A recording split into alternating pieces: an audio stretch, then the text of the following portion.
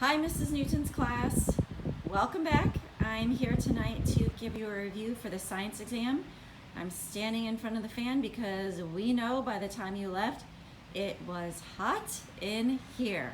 Talking about hot, let's figure out how we can prepare for this exam. First, looking at tools.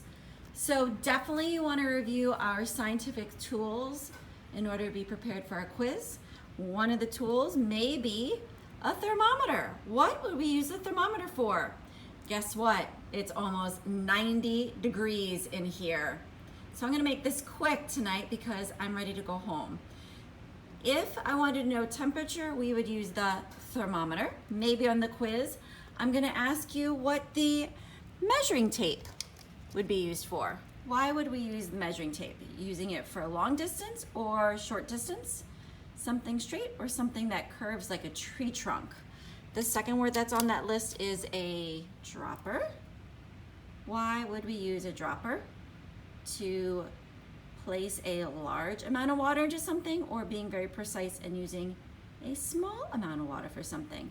Similar to a pipette, using small amounts of water and releasing it for an experiment. These are all things scientists would use.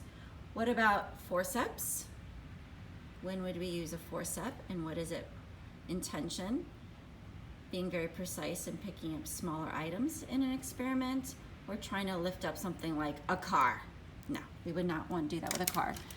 What about this? Can we identify what this tool is?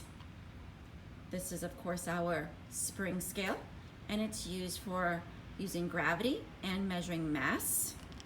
So these are just some of examples of the tools that scientists use, and it will be on the quiz. Another thing that's going to be on the quiz is the scientific method. Think about the order of the scientific method. I'm posting it here for you so you can review it. It should also be in your notes. And then finally, another thing that we went through was our observation versus inference versus opinion. Looking around the classroom, if I make an observation, think about what's something you are observing. Maybe, oh, row 2 left their desk very organized. That's an observation. I see everything put away and tidy. An inference would be they are very organized students who care about their work. I'm making that decision.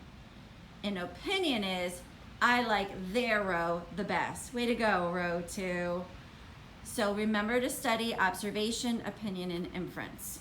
Finally, you will have a section on the structure of a flower. You have this in your spiral. We've studied this all week. Some of the most critical things that you need to know. Please make sure you look up sepal. You can identify where it is and what occurs in the sepal. It is critical that you know the male parts, the stamen, the filament in the anther, and that the pollen is there. We also need to make sure that you know the female parts, which would consist of the stigma. You have the style, the ovary, and the ovule. Please remember that the ovule will eventually turn into the seed if it's fertilized by the pollen.